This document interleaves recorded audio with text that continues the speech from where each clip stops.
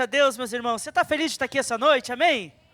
Que alegria, como é bom estar na casa de Deus. Você escolheu essa noite estar num lugar especial, junto com a família de Deus. Nós não somos melhores do que ninguém, mas a Bíblia nos diz que Jesus morreu por nós. E nós acreditamos nessa verdade, temos vivido à luz dessa verdade. E isso traz muita alegria ao nosso coração. Isso traz completude à nossa alma. Nós nos sentimos felizes, não porque tudo nos vai bem, mas porque nós cremos no Salvador, Jesus Cristo, aquele que nos salvou. Já falamos sobre tanta coisa boa nesse culto, louvamos ao Senhor, ouvimos sobre missões, de fato Deus é tão bom, mas nesse tempo nós queremos ainda ministrar a palavra do Senhor, em continuidade àquela série de pregações que tenho trazido à igreja, quando nós temos falado sobre os milagres que Jesus operou na cidade de Cafarnaum. Nenhuma das cidades pelas quais Jesus passou foi mais impactada por seus milagres do que a cidade de Cafarnaum. Uma cidade aparentemente pequenininha e insignificante, que ficava às margens do Mar da Galileia. Uma cidade que ninguém imaginava que poderia ser palco para que coisas grandes acontecessem nela.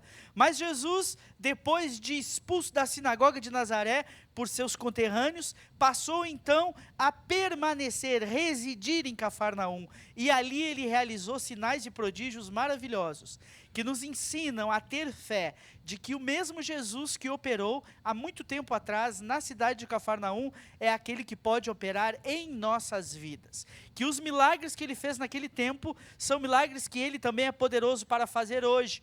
E que mais do que tudo isso, nós precisamos mostrar ao Senhor a nossa necessidade, confiar no seu nome e crer que em tempo oportuno Ele atende às nossas orações. Nessa série nós já falamos sobre 3 desses milagres. Falamos num primeiro momento que basta uma única palavra do Senhor para que o milagre aconteça. Lembrem daquele oficial romano que foi desesperado até Jesus dizendo: Senhor, o meu filho vai morrer. Jesus viu a fé daquele homem e disse: volta, o teu filho estará são. João capítulo 4. E então aquele homem voltou para sua casa e o seu filho o recebeu no caminho, salvo, plenamente recuperado por Jesus. Jesus fez o milagre à distância. Ele não precisou estar em Cafarnaum para operar o milagre em Cafarnaum. Ele operou através de uma palavra. E de fato nós acreditamos nisso, que uma palavra pode mudar a nossa vida, mudar a nossa história. Basta que essa palavra de Deus encontre lugar nos nossos corações. Mas no segundo momento nós falamos sobre a verdadeira autoridade que repousa sobre Jesus.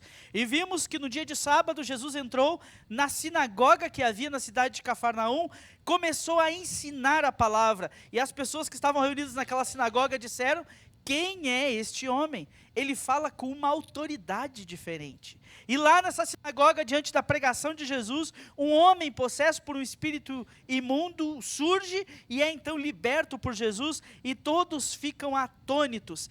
Quem é este que tem tanta autoridade para lidar com a palavra?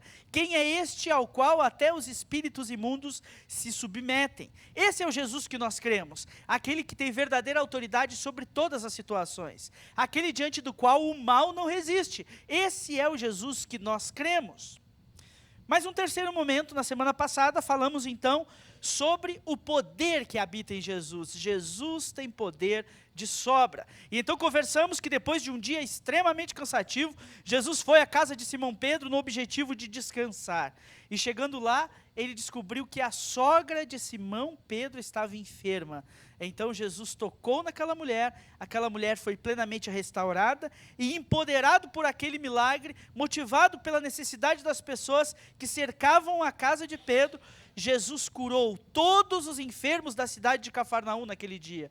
Jesus, todos aqueles que foram trazidos a ele, que estavam sendo atormentados por espíritos malignos, foram por ele libertos. Jesus fez algo fenomenal, mostrando que nele há poder de sobra para realizar muitos sinais, muitos prodígios, muitas coisas maravilhosas em nossa vida, e que ele não está amarrado ao que nós pensamos sobre ele. Ele tem poder de sobra.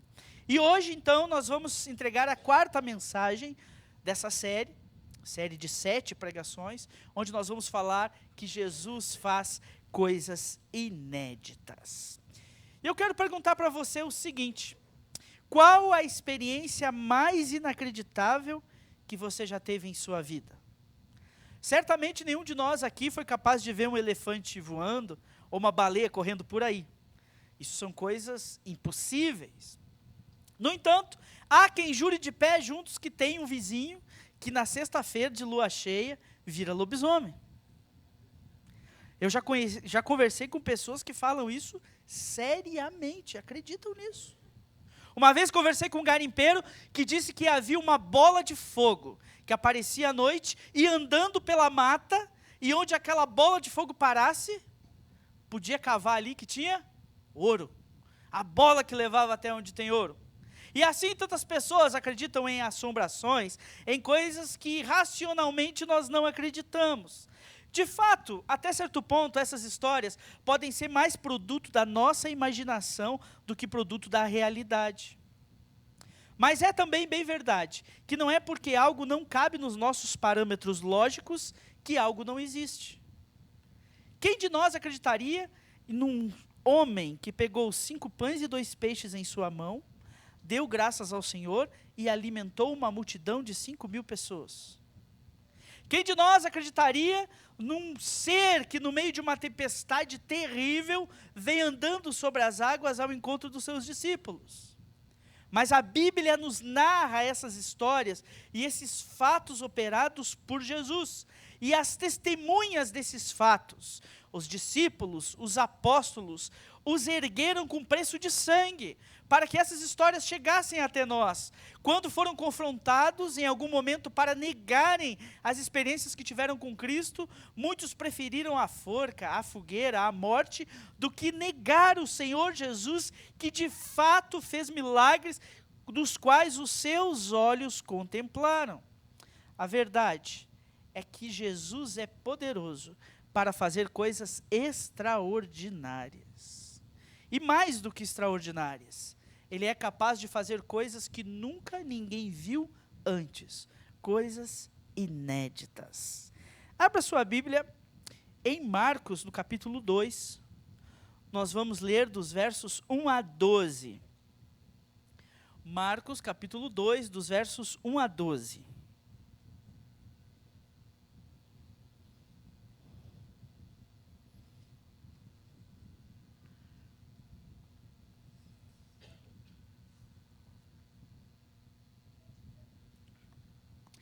Marcos 2, de 1 a 12.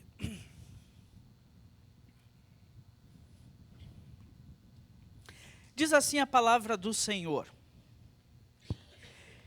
Dias depois, quando Jesus retornou a Cafarnaum, a notícia de que ele tinha voltado se espalhou rapidamente.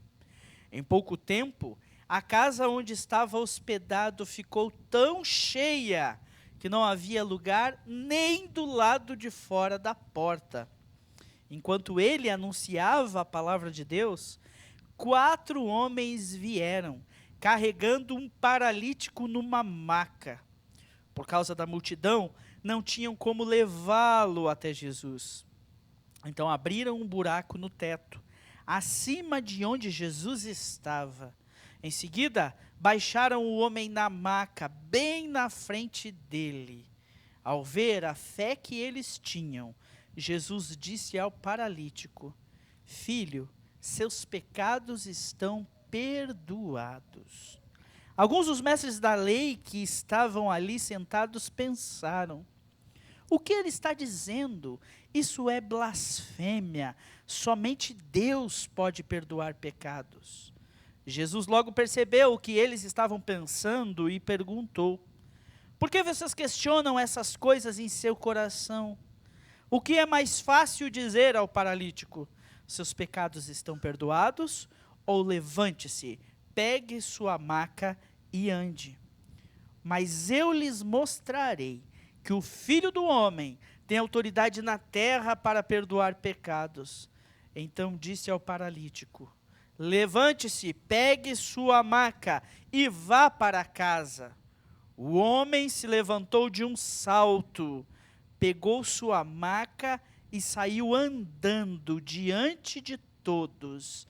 A multidão ficou admirada e louvava a Deus, exclamando: nunca vimos nada igual. Amém? A palavra do Senhor nos narra uma das passagens vividas por Jesus, o momento do seu ministério em que ele continuava extremamente assoberbado. O livro de Marcos tem o propósito de mostrar como Jesus era um servo sofredor e como Jesus desempenhava o seu ministério às custas da sua própria vida. Então, no Evangelho de Marcos nós não vamos encontrar algumas passagens que estão narradas nos outros evangelhos. Por exemplo, Marcos não se preocupa em trazer genealogia de Jesus, mas ele já começa mostrando o que Jesus está fazendo.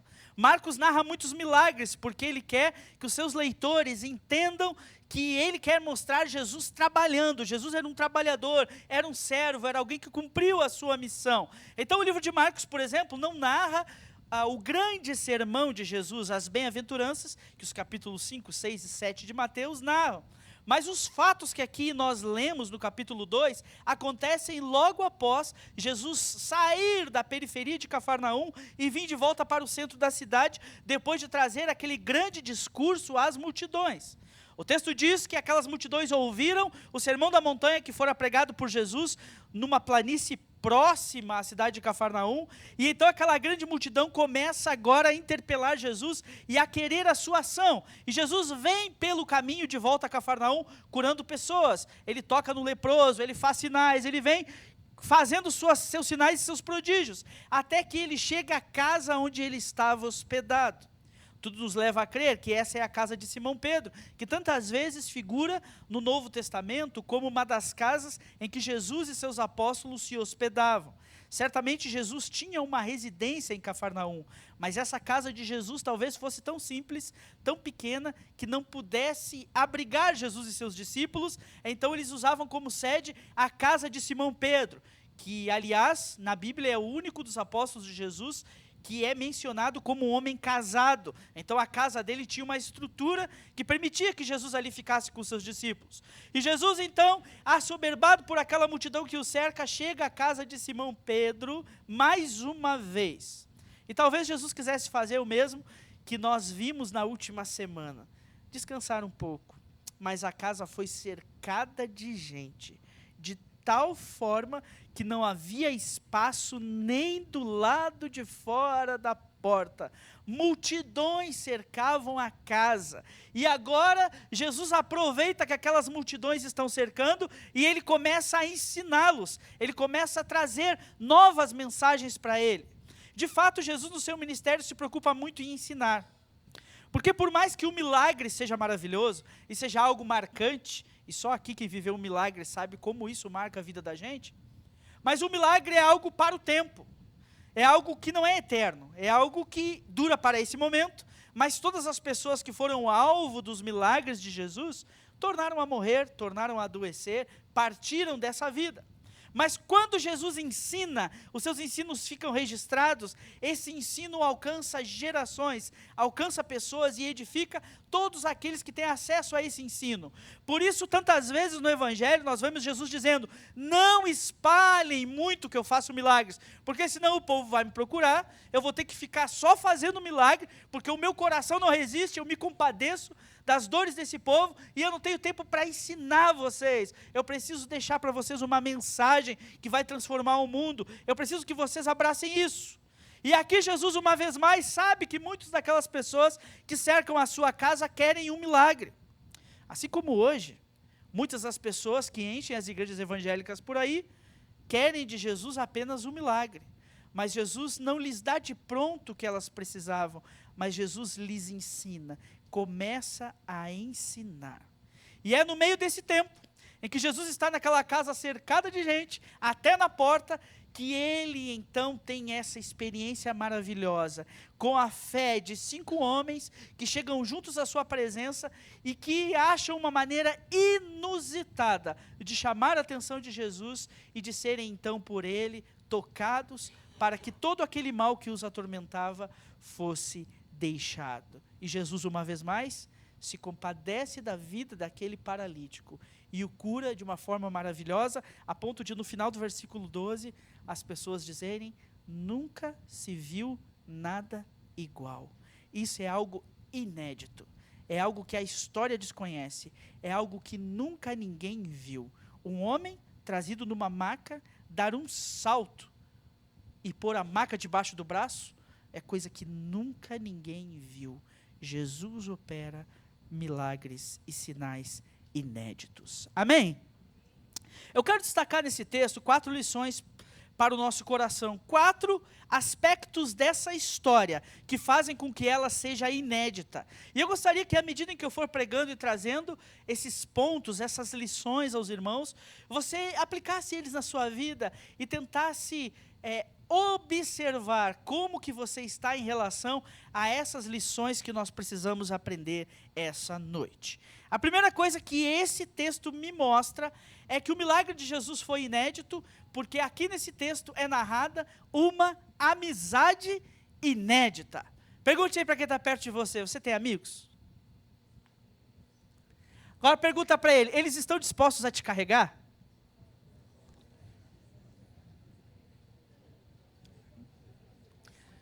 Meus irmãos, que amizade é essa que aparece no texto? Que amizade é essa? Por algum tempo eu vivi no sereno. E no meu tempo de sereno, de vez em quando a gente tomava um gole mais forte, a gente ficava meio zonzo. E aí a gente via quem era amigo da gente. Porque quem era amigo da gente, deixava a gente na sarjeta. Não deixava a gente na sarjeta. Pegava a gente do braço e dava uma carregada. Mas aqueles amigos que eram mais ou menos, eu disse, espera aí que eu vou chamar um táxi.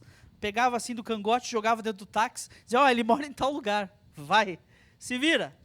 O taxista tinha que largar na porta de casa, tirar a carteira do bolso do indivíduo e ainda pegar seu pagamento, porque nem isso não tinha capacidade de fazer. Amigos de verdade são amigos que estão dispostos a nos carregar. E ao olhar para esse texto, eu posso ver 4 homens que tinham uma amizade fantástica por aquele que estava paralítico.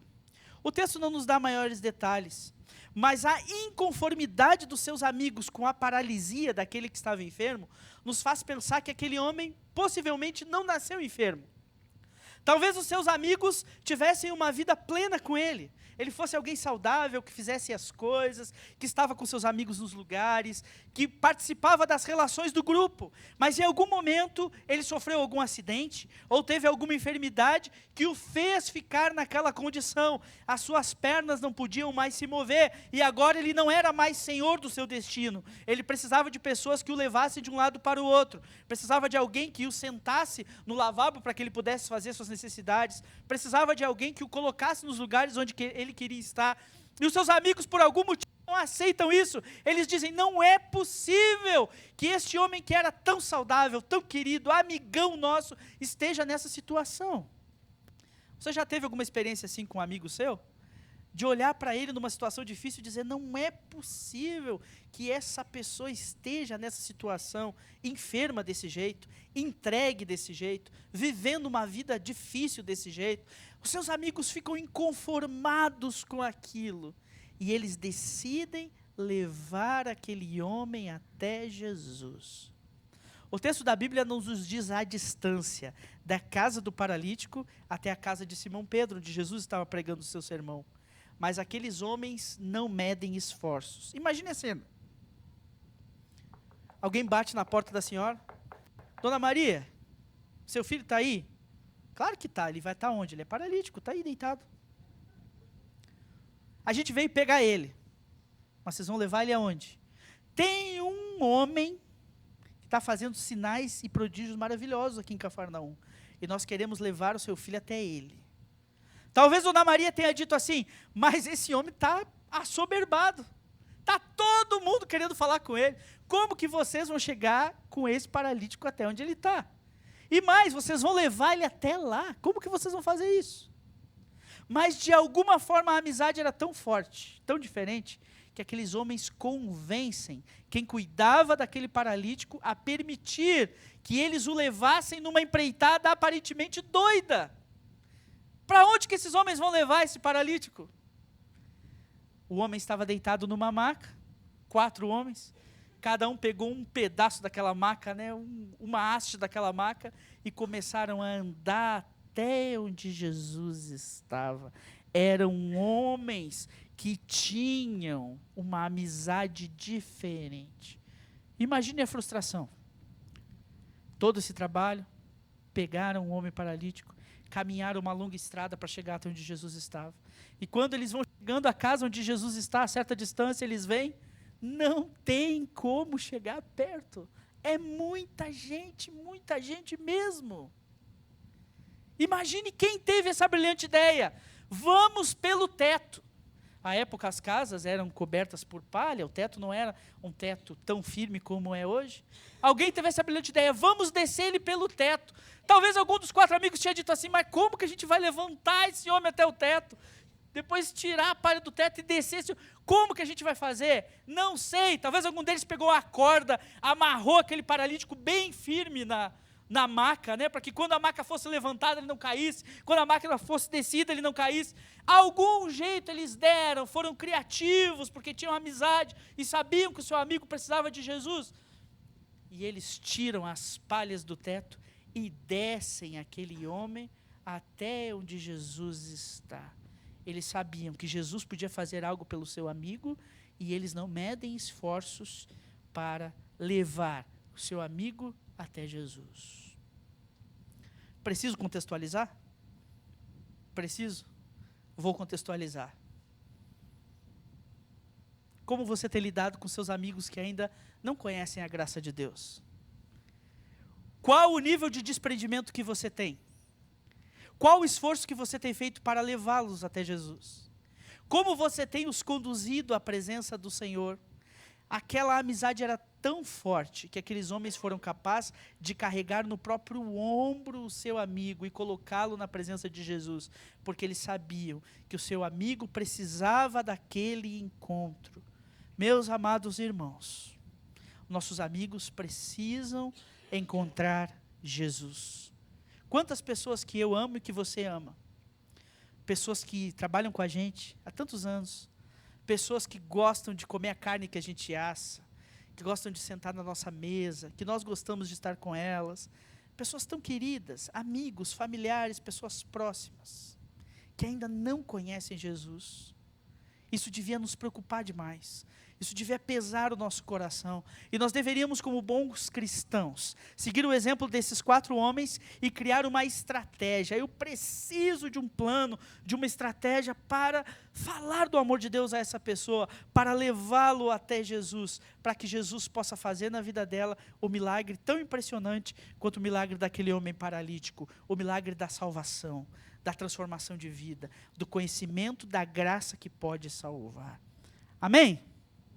Mas não é apenas uma amizade inédita que está narrada nesse texto. Esse texto também narra um encontro inédito.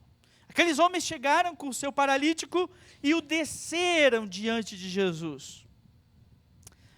Essa semana estava aqui com o irmão Josias, com o irmão Elias aqui dando uma olhada no som. E o irmão Elias falou assim, pastor, o pastor tem muita fé de pregar embaixo desse sub. Né? Se esse negócio cai aí na careca do pastor, dá um problema sério. Aí o irmão Josias até brincou, né? Falou, vamos colocar um dispositivo, quando o pregador estiver pregando meio mal, a gente só aperta, pão, cai. Acaba com a bobagem, né? Imagine Jesus pregando naquela casa. De repente começa a cair palha na sua cabeça. O teto começa a abrir. Jesus no meio do seu sermão e alguém começa a bagunçar o negócio.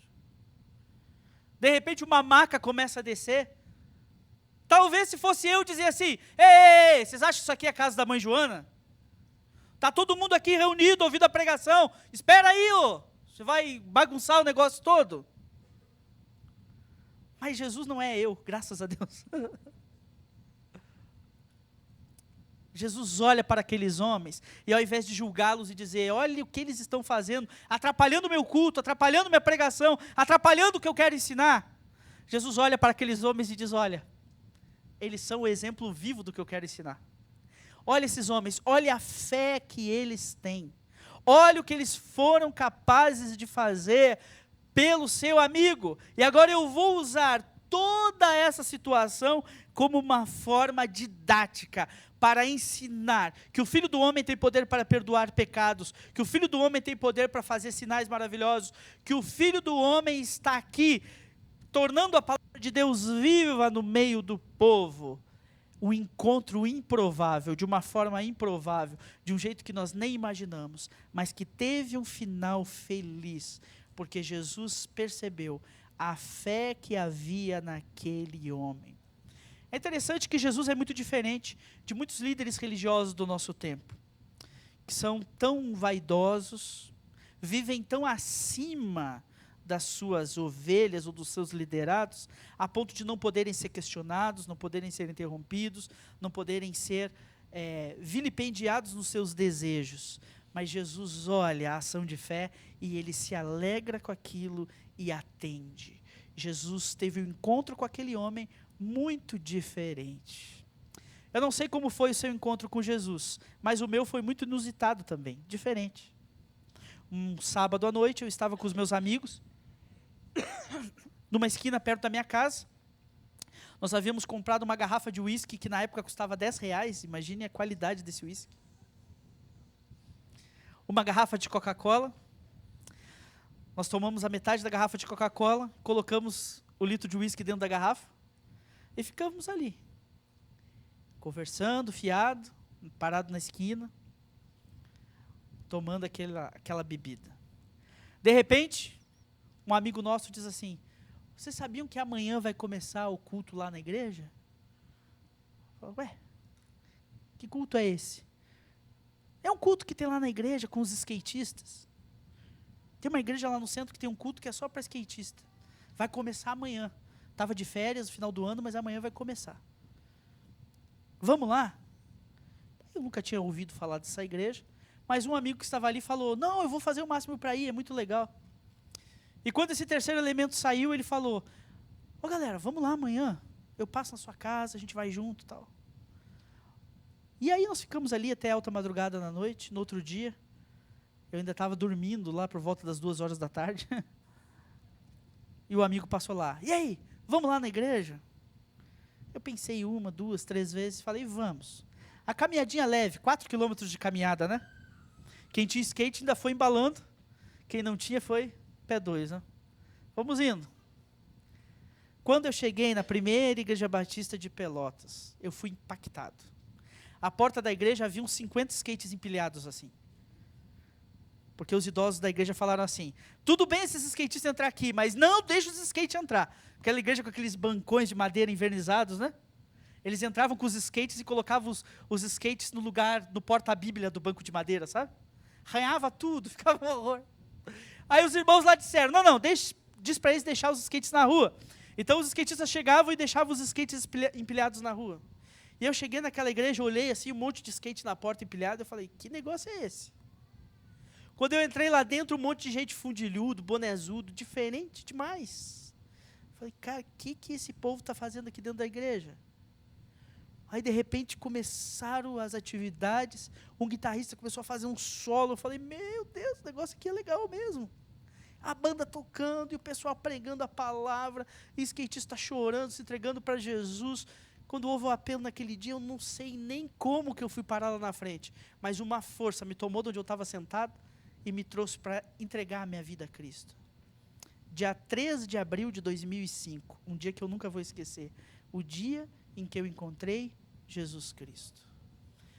Eu não sei como você encontrou Jesus Cristo, mas eu quero lhe dizer essa noite que Jesus quer encontrá-lo. Jesus já está preparando esse encontro há tanto tempo. E quantas vezes somos nós que estamos nos desviando desse encontro, nos desviando desse momento. Mas Jesus diz: venha como você está. Não interessa se vai abrir o teto e você vai descer de maca. Venha, porque eu vou te receber. E aquele que vem a mim, de maneira nenhuma eu lançarei fora, diz a Bíblia. Jesus nos recebe, nos aceita e nos transforma. Amém? Uma amizade inédita, um encontro inédito. Terceiro, uma autoridade inédita. A chegada daquele paralítico naquele culto criou uma celeuma. Por quê? Porque os religiosos não gostam que ninguém estrague o culto, não é verdade?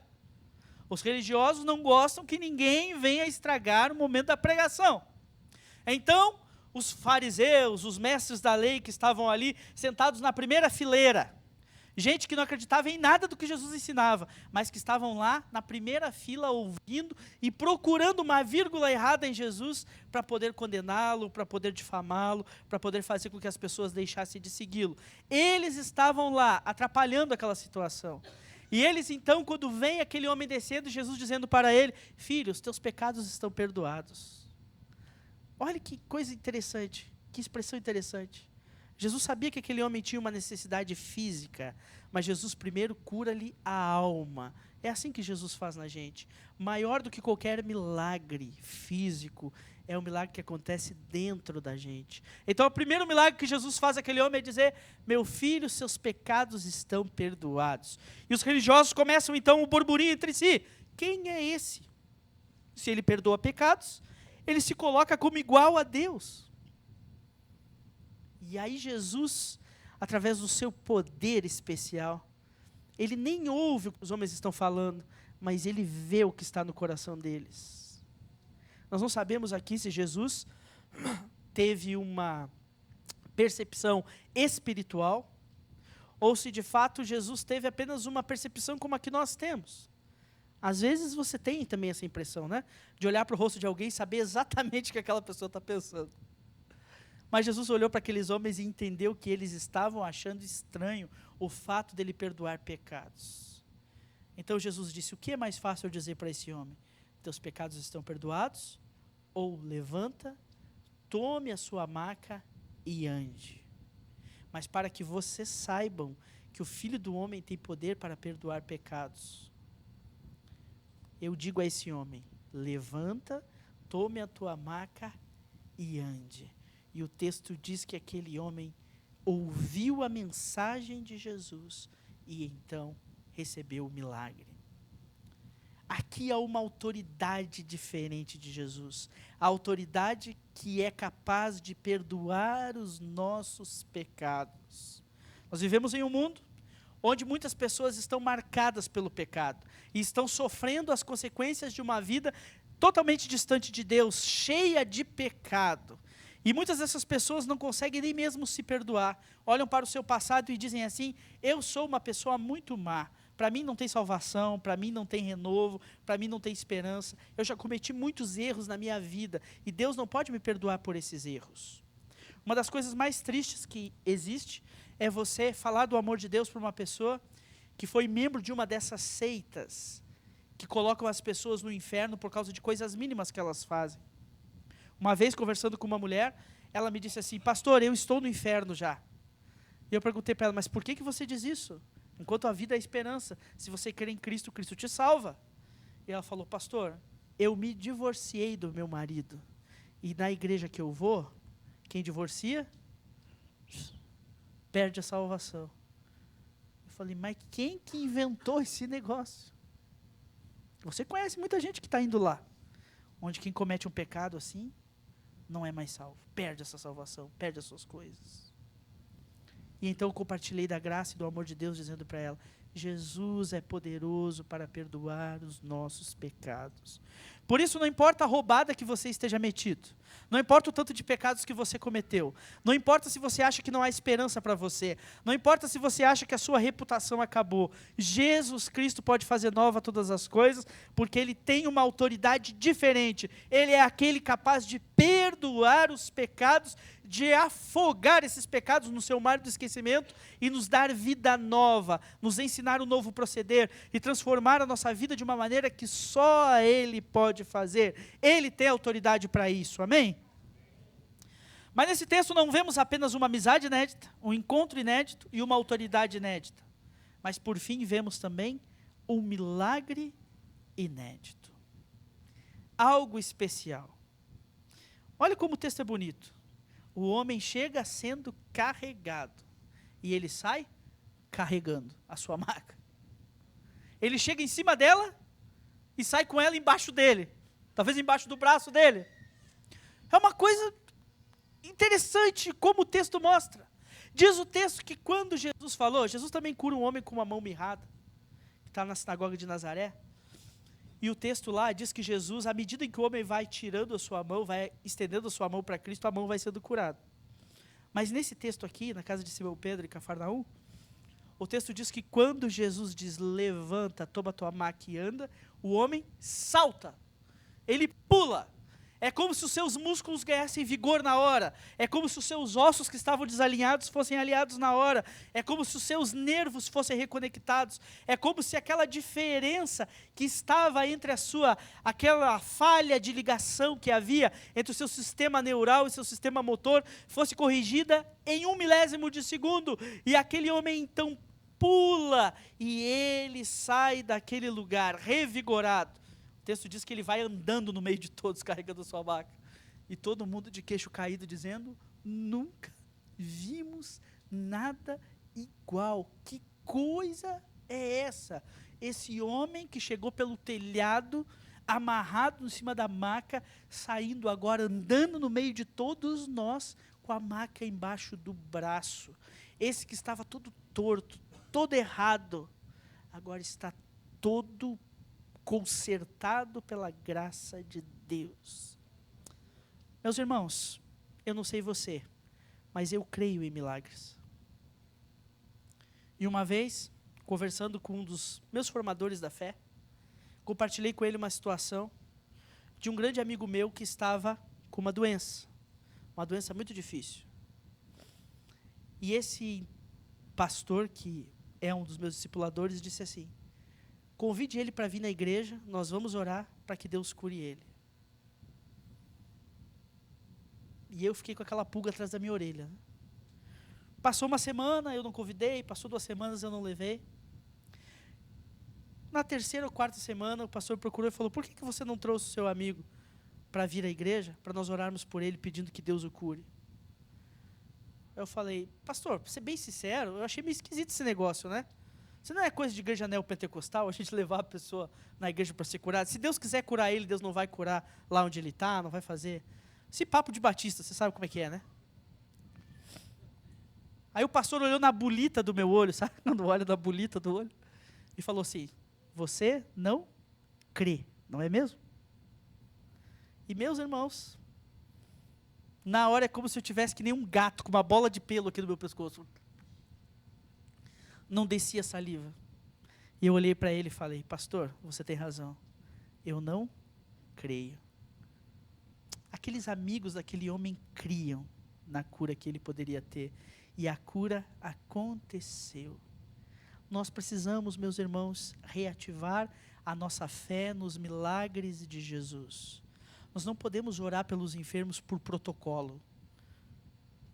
Alguns irmãos, infelizmente, vão orar por um enfermo no hospital e dizer assim, Senhor, dá um bom fim para ele, que ele não sofra muito. Meus irmãos, nós temos que perder, nós vamos perder clamando. Uma vez eu sofri com isso no meu ministério também. Fui visitar um enfermo, um homem que estava numa situação muito difícil, desenganado. Orei por ele, assim, uma oração meio dessa, né? Senhor, vai consolando a família, vai derramando tua graça nos corações, esse homem não tem jeito mais não. E aí, de fato, o homem morreu. E aí, algum tempo depois, encontrei a viúva e conversei com ela, falei, infelizmente, seu marido morreu. Ela falou, infelizmente como, pastor? Quando você orou, você não orou para ele morrer? Ela falou algo para mim. E eu fiquei assustado com aquilo. Porque eu não tinha também orado para ele morrer. Mas a minha oração foi tão polida, que ela entendeu que eu tinha orado para que ele morresse. E dali eu aprendi uma lição, eu falei, não, Senhor, agora eu peço para Deus até ressuscitar o morto. Eu vou no sepultamento, o corpo já está ali gelado, eu levanto minha mãozinha aqui e falo, Senhor, se tem um milagre, levanta esse morto, Senhor. Se esse morto levantar aqui, teu nome vai ser glorificado. Eu já estou até com a pregação pronta, eu vou pregar a ressurreição de Lázaro, João capítulo 11. Deus, levanta esse morto. Se Deus fizer, amém. Se Ele não fizer, amém também. Nós precisamos crer no que Deus é poderoso para fazer. Nós precisamos voltar a impor as mãos sobre pessoas e clamar pela vida delas, porque Jesus é poderoso para fazer milagres inéditos. Conversando com um pastor aqui em Londrina, de uma igreja neopentecostal dessas, Não concordo com nada que ele faz lá. Para mim, tudo que ele faz lá é meio esquisito. Mas ele falou assim, eu tenho um culto aqui na minha igreja, que eu faço um programa de rádio, e eu digo assim para as pessoas, se você está enfermo, vem aqui buscar a sua cura.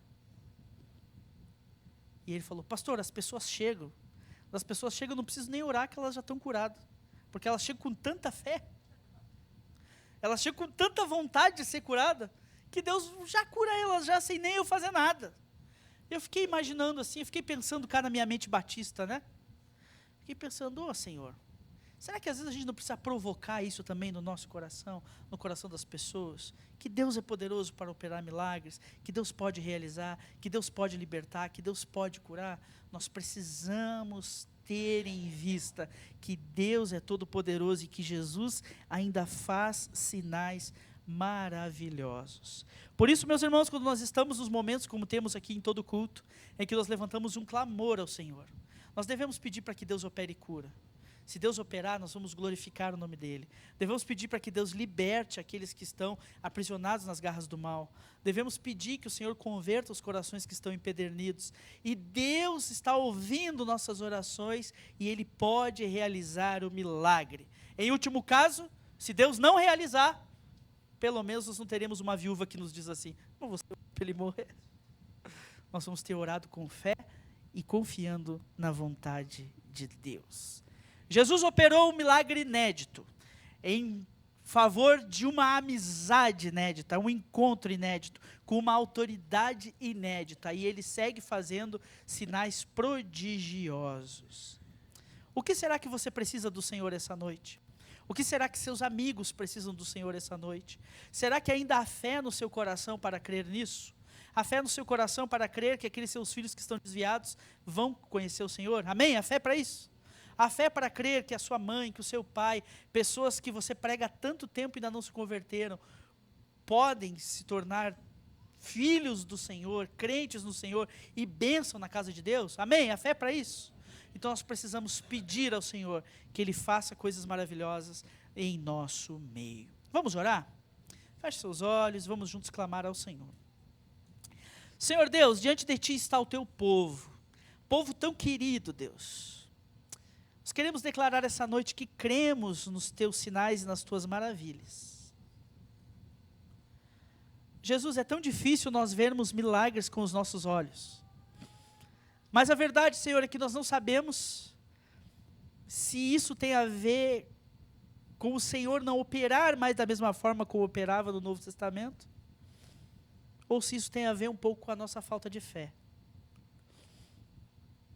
Queremos essa noite, Deus, pedir que o Senhor nos dê fé para crer. Coisas difíceis, improváveis e até mesmo inéditas podem acontecer em favor daqueles que creem. Declaramos essa noite que cremos, Senhor, e pedimos que o Senhor haja de forma especial nas nossas vidas, nas nossas causas, entre os nossos queridos. O Senhor é poderoso para realizar. Haja através do Teu Espírito, nos ajuda a ter fé, Senhor. Nós ouvimos hoje sobre uma amizade inédita. Quantos dos nossos amigos precisam do toque da Tua graça? Ó Jesus, que cada um de nós seja como aqueles 4 amigos, que não medem esforços para levar nossos queridos ao Senhor. Nos ajuda a crer na Tua autoridade. Não nos deixa ficar martirizando o nosso coração com pecados que o Senhor é poderoso para perdoar. Se há alguém aqui essa noite, Deus, que ainda não teve um encontro maravilhoso contigo, que hoje seja o dia dela. Envia o Teu Espírito no seu coração e acende a mesma chama que o Senhor acendeu no meu coração no dia 13 de abril de 2005. Uma vontade de Te amar, uma vontade de Te servir, uma vontade de Te obedecer, que não é humana, mas é da regeneração do Senhor dos nossos corações. Pedimos que Tua igreja creia no poder do Senhor, e que nós tenhamos fé para orar, clamando o teu mover, e que os nossos olhos tenham o privilégio de ver o poder do Senhor em nosso meio. Oramos assim, no nome de Jesus. Amém. Amém, queridos. Que Deus abençoe suas vidas.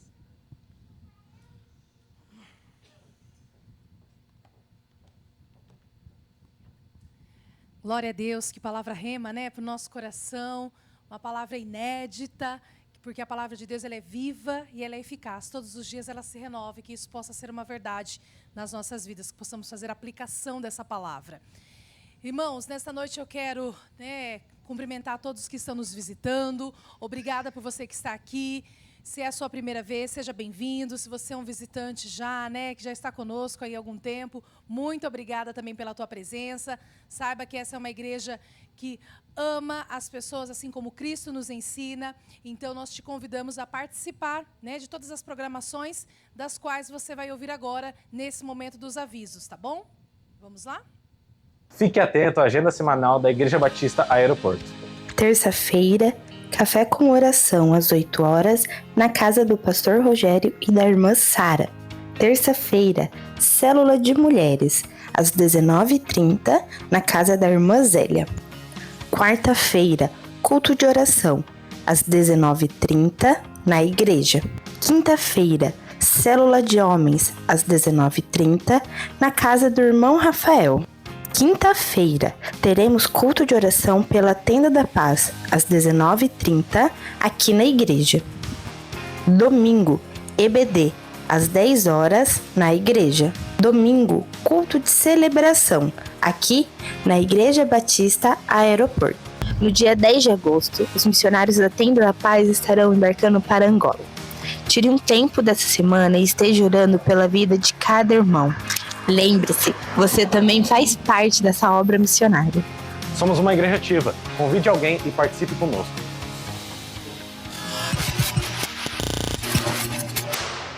Muito bem, vamos para um momento agora de comissionamento. Cadê o... tá aqui o pastor. Estava procurando o pastor Felipe. Queridos irmãos, como a Renatinha já falou no vídeo que nós passamos agora, nós temos um motivo muito especial no nosso culto hoje. Dia 10, nossos missionários estão embarcando para Angola, para uma missão que Jesus os chamou. E eles estão muito animados, não estão? Que animação, hein? E eles vão ser bênção, vão ser usados pelo Senhor para realizar a sua obra lá no outro lado do Atlântico. Ideia maluca, ideia de Deus, né, pastor Sinésio?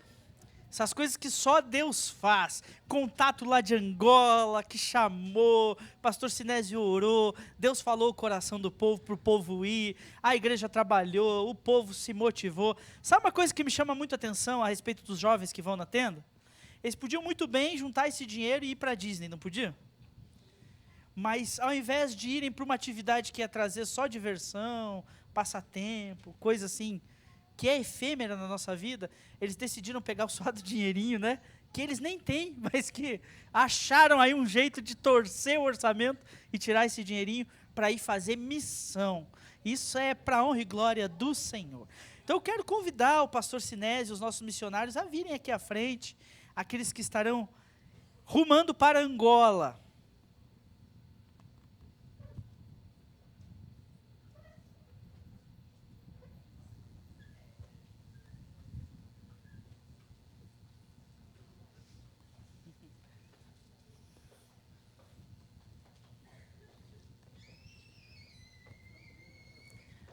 Já temos até um angolano ali, a caráter, preparado.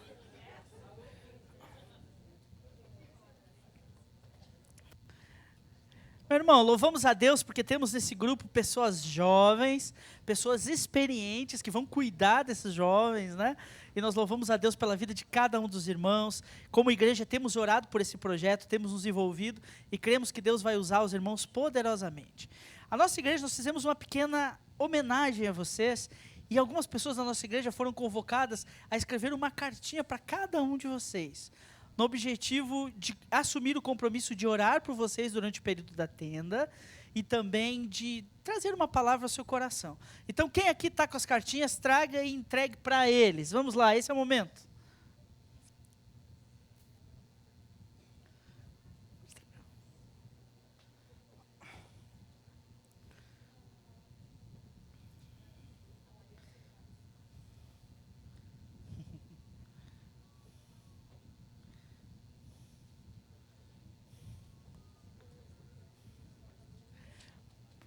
pode dar um abraço, em quem você vai orar.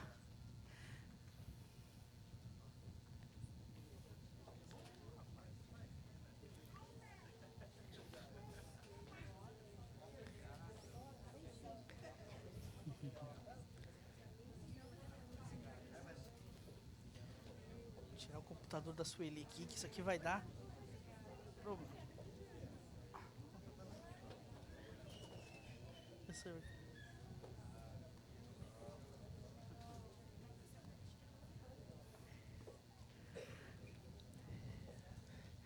Louvado seja Deus pela vida dos nossos missionários. Saibam que vocês estarão cobertos pela nossa igreja em oração durante esse tempo. Eu quero chamar o pastor Edson a vir aqui à frente. Eu gostaria que ele orasse pelos nossos missionários, que nós vamos comissioná-los. Mas eu quero dar a oportunidade, enquanto o pastor Edson vem, do pastor Sinésio, dar uma palavra à igreja sobre o projeto, as expectativas. Queridos, primeiro uma palavra de muita gratidão, porque vocês têm orado, contribuído, confiado, gastaram dinheiro nessa cantina que nunca gastou em toda a sua vida, em cantina de igreja. Foi muito bom e muito obrigado. Eu sei que Deus nos separou para esta obra, esta missão. Tivemos já bastante lutas lá e Deus deu essa semana uma grande vitória para nós. Algo assim que começamos a perder o sono pela luta, mas Deus foi bondoso demais para conosco, porque os irmãos têm orado por isso. Continue orando por nós, porque é simples a missão lá, apresentar Jesus. Ao mesmo tempo, impossível levar Jesus aos corações. Só Espírito leva, a gente só fala, não é verdade? A gente só quer ser instrumento nesse momento.